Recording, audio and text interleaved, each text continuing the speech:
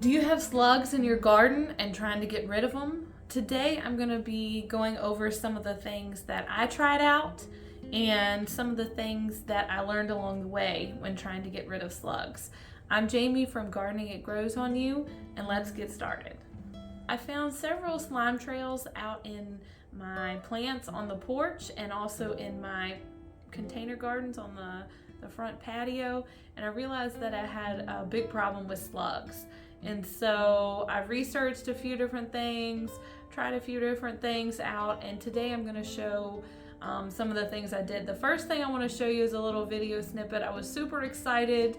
I thought that was going to work, some aluminum foil and copper wire. I'm not going to say it doesn't, but it didn't work for me. The slugs have been eating up my plants on the porch. You see all the slime trails right there? Look what they did to my petunia. I was reading about slugs not liking copper wire and aluminum foil. So we are going to give that a try and check out and see if we can help deter some of these slugs. Alright, so here we have it. Some aluminum foil and some copper wire. Hopefully the slugs will not like this. I really wanted to try something that was non-chemical. So we're going to try this physical control. And I got a nice little strawberry coming. So let's see in a couple days if that'll be kind of our test to see if that gets eaten on. The next thing I want to talk about are the beer or yeast traps. All of my plants are in containers, so I opted just to put them around the containers in trays and a cup you'll see in the pictures, but this was not, I think it would have been more beneficial if the plants had been planted in the ground. This was slightly successful, but again, it took the population down. It didn't get rid of them completely. Along the way, I went out there one night. I saw Mr. Toad.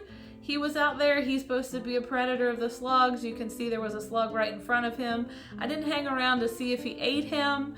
But I do know that when I went out the next couple nights, there were still plenty of slugs, so I don't know if there were too many for him. And one of the things that I found to be most beneficial for slugs was actually just going around and hand pulling them off at night. And I was able to get rid of a lot of them, and the population seemed to decrease significantly. A good idea when doing this is make sure you put on some type of gloves. The gloves get really slimy, so I ended up using disposable gloves. Along with everything I've said today, a lot of it was trial and error for me. So some of my takeaways were make sure you wear gloves when dealing with the slugs. It might take several tries to get something right, but don't be discouraged. What I tried and didn't work for me might work for you. The other thing that was kind of disappointing to me was I was hoping to deter the slugs. I'm not a big fan of killing insects and animals and different things like that, even when they are pests. But I feel like I did end up having to resort to cut down on the population, just removing them and getting rid of them. It's such a small area. I didn't end up ever going more of the chemical route or the bait route. I never saw that to be a problem. One, by the time I got to that point, most of the plants that really attracted the slugs were either diminishing or had kind of fizzled out. And so it's been a little bit now, and I do think I still have some slugs, but I do think the population is down. I think I'm just not seeing as much damage or as much problems because I don't have as many things that they like.